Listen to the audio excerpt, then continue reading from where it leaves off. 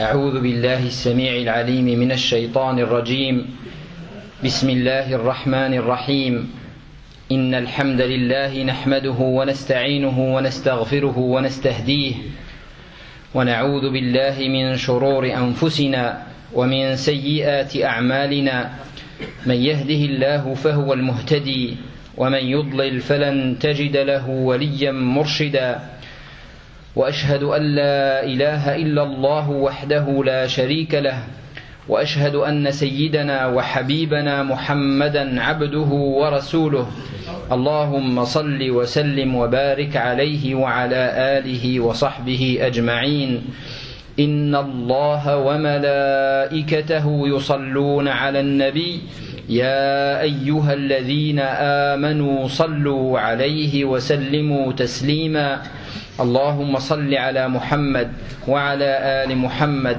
كما صليت على إبراهيم وعلى آل إبراهيم وبارك على محمد وعلى آل محمد كما باركت على إبراهيم وعلى آل إبراهيم في العالمين إنك حميد مجيد.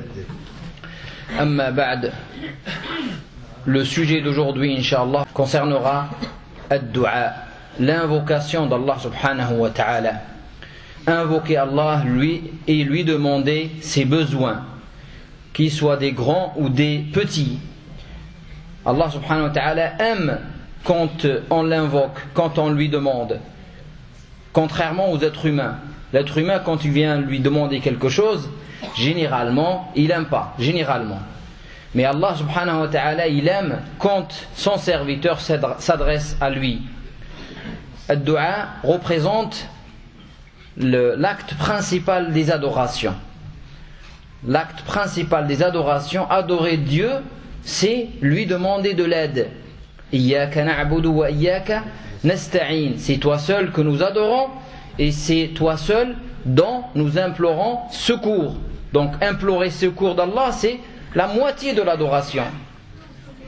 Il est aussi le signe de la douceur du cœur et de l'humilité devant Allah subhanahu wa ta'ala.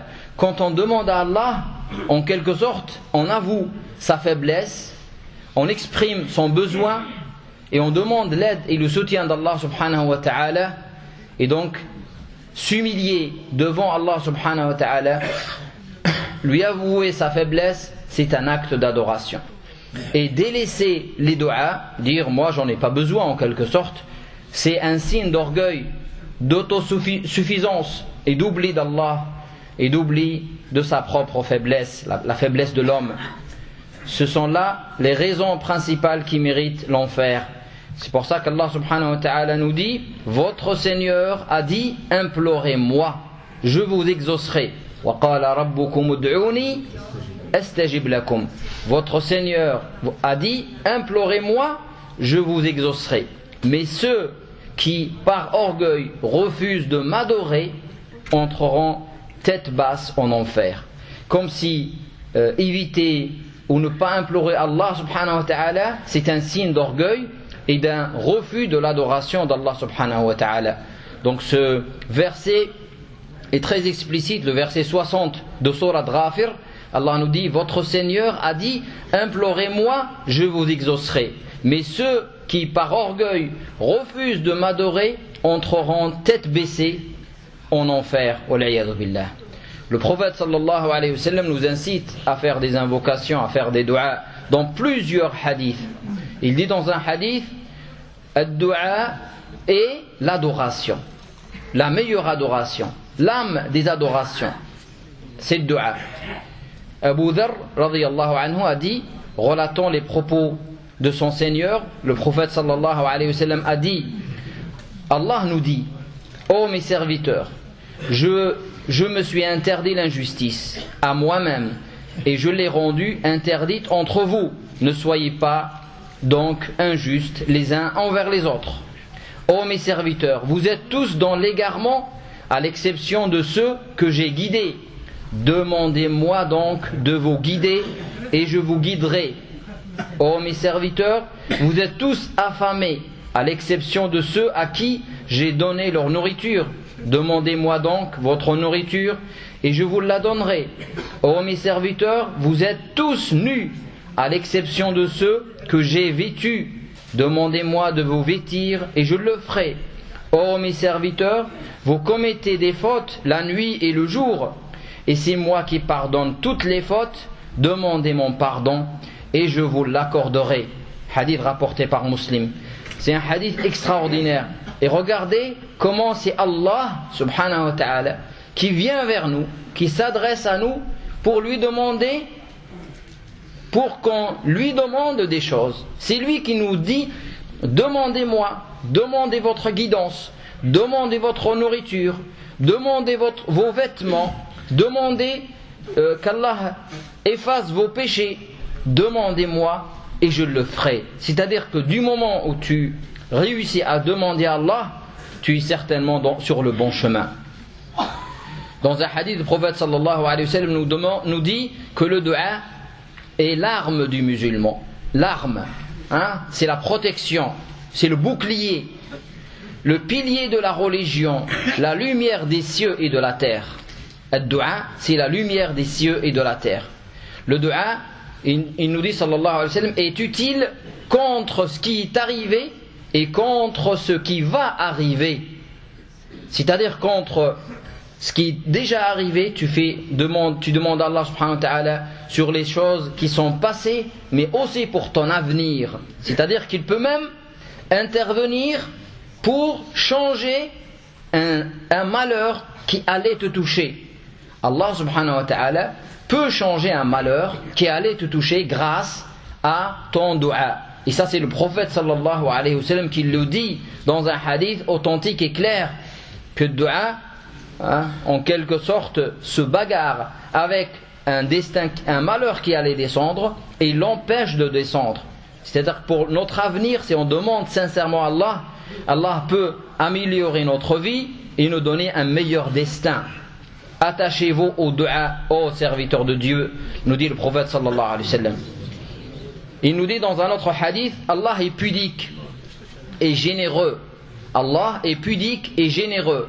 Quand le serviteur lui lève ses mains et demande, quand on lève les mains et on demande à Allah subhanahu wa ta'ala, Allah est généreux et pudique.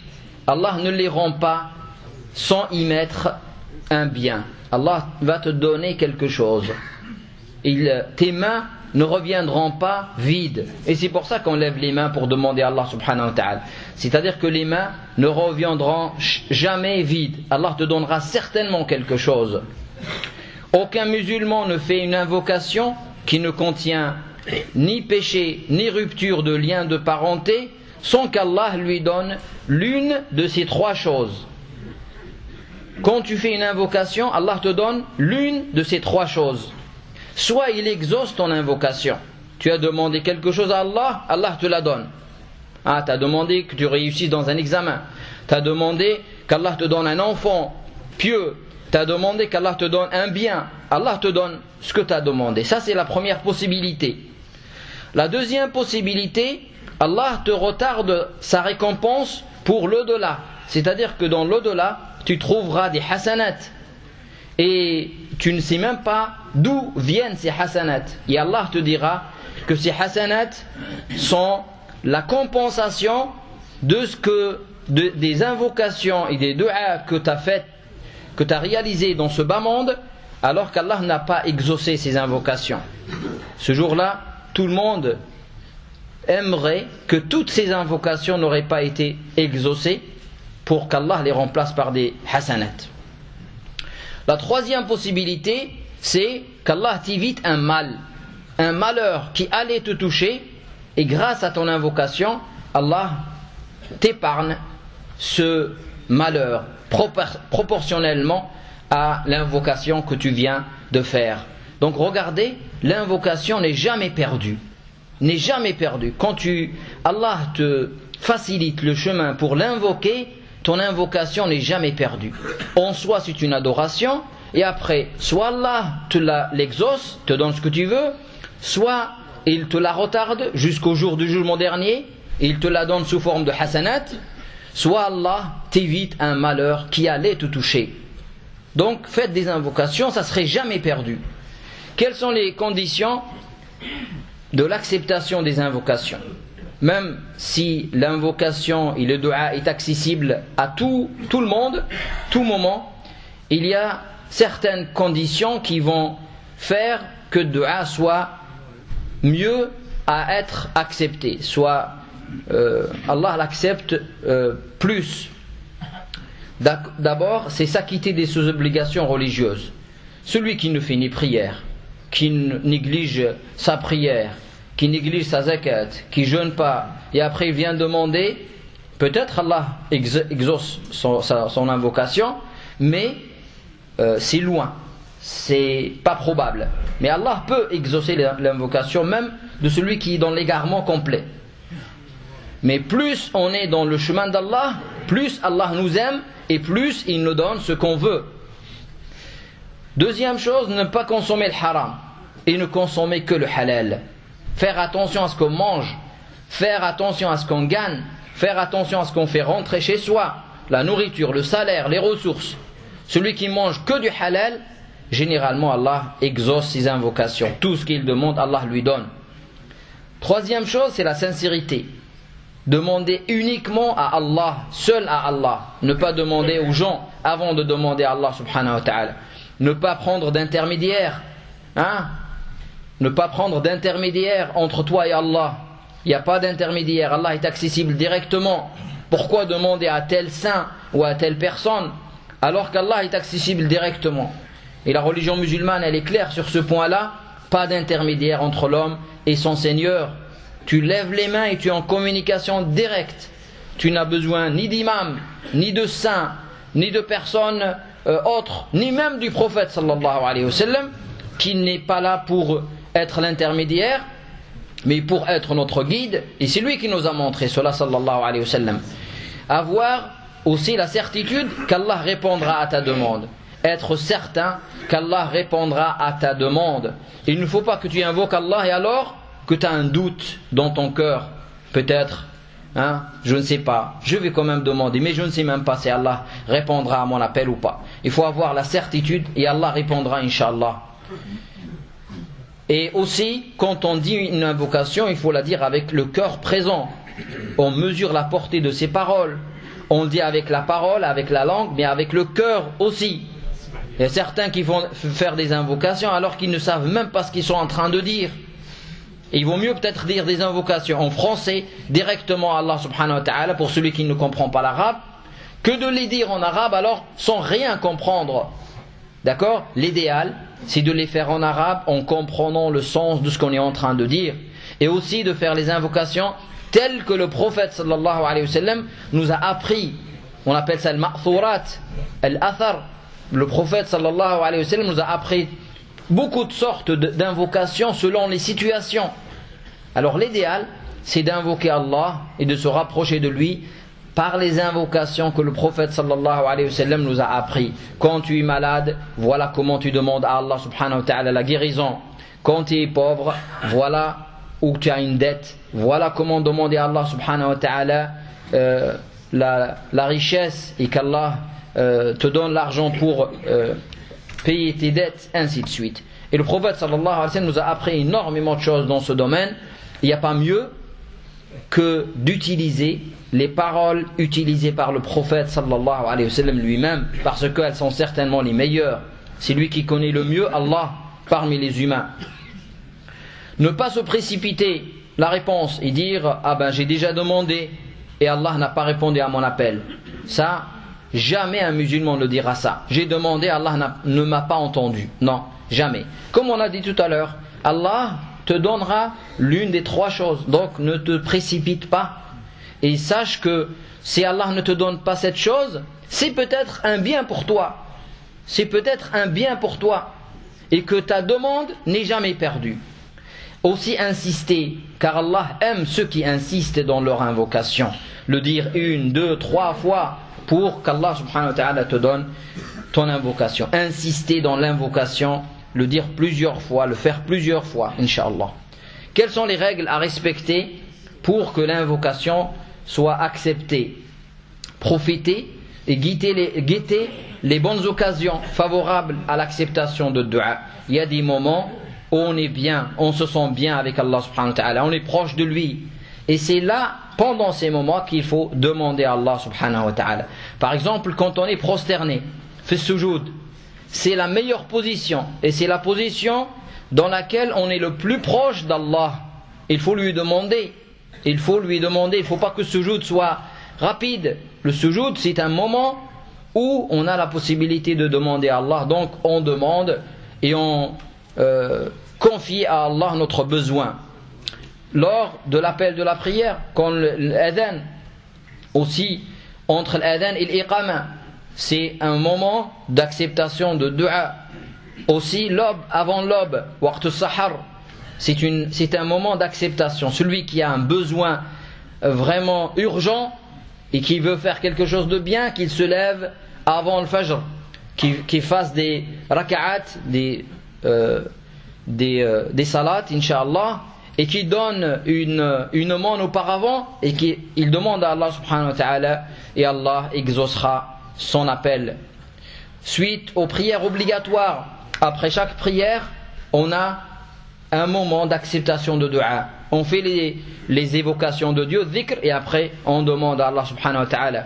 Aussi, pour qu'Allah accepte nos invocations, il faut être en état de pureté rituelle, avoir ses ablutions, se diriger vers la Mecque, faire de rak'a et demander, avouer à Allah sa faiblesse, ses péchés, et prendre des décisions de repentir, et Allah répondra à notre appel. Donner une sadaqa ou faire une bonne œuvre avant de faire dua. Commencer le dua par les louanges à Allah subhanahu wa ta'ala, les salutations sur le prophète sallallahu alayhi wa sallam, et aussi utiliser les noms d'Allah, les noms sacrés. Ya Allah, Ya Rahman, Ya Rahim, Ya Azim, Ya Hayyu, Ya Qayyum, Ya Hannan ou Ya Mannan. Tous les noms sacrés de Dieu, Allah nous dit, utilisez-les pour m'invoquer. Donc on utilise les noms d'Allah pour lui demander. Et il y a certains noms qui sont adaptés à certaines situations. Il faut les connaître et les utiliser parce que Allah aime quand on l'appelle par ses noms sublimes. Utiliser les mêmes formules que le prophète sallallahu alayhi wa sallam, al-athar, et faire des du'as à voix basse. Allah aime quand on fait des du'as, les faire à voix basse parce que Allah entend tout subhanahu wa ta'ala. Et donc quand on s'adresse à lui, on s'adresse à voix basse et montrer son humilité devant Allah. Demander à Allah toutes choses, tous les besoins, tout. Il ne faut pas dire ça c'est rien, je ne demande pas à Allah. Même les petites choses, même si ton lacet se déchire, comme le faisaient les compagnons radhiyallahu alayhim, ils demandaient à Allah de leur remplacer leurs chaussures. Demander à Allah tous les besoins. Il faut faire des du'as pendant la période d'aisance, quand on est dans l'aisance, pour qu'Allah subhanahu wa ta'ala, quand on l'appelle, quand on est dans la contrainte, dans la difficulté, il répondra à notre affaire, à notre dua. Mais il faut demander malgré tout, car celui à qui Allah ouvre une porte de dua, il lui ouvrira une porte pour l'acceptation. Même si on est dans la difficulté, il ne faut pas dire, c'est bon, moi je n'ai pas demandé avant, je ne vais pas demander maintenant. Si tu demandes malgré tout à Allah subhanahu wa ta'ala, et Allah, puisqu'il t'a permis de lui demander, c'est-à-dire qu'il t'a guidé vers le droit chemin, et Allah répondra à ton appel. Juste pour finir, cette histoire extraordinaire des 3 compagnons prisonniers de la grotte, que vous connaissez tous, et que pour les délivrer de la grotte, ils demandent chacun à Allah subhanahu wa ta'ala, et Allah exauce leur invocation. Ils demandent par les œuvres, parce qu'on a fait ça, oh Allah donne-moi ça. Et Allah a accepté leur invocation. Je vous conseille d'aller la lire, cette histoire des 3 compagnons prisonniers de la grotte. Elle est extraordinaire, elle contient beaucoup de leçons pour les musulmans. نسأل الله سبحانه وتعالى أن يلهمنا رشدنا يغفر ذنوبنا وأن يستر عيوبنا وأن يجعلنا من عباده الصالحين. سبحانك اللهم وبحمدك نشهد أن لا إله إلا أنت نستغفرك ونتوب إليك. سبحان ربك رب العزة عما يصفون وسلام على المرسلين والحمد لله رب العالمين.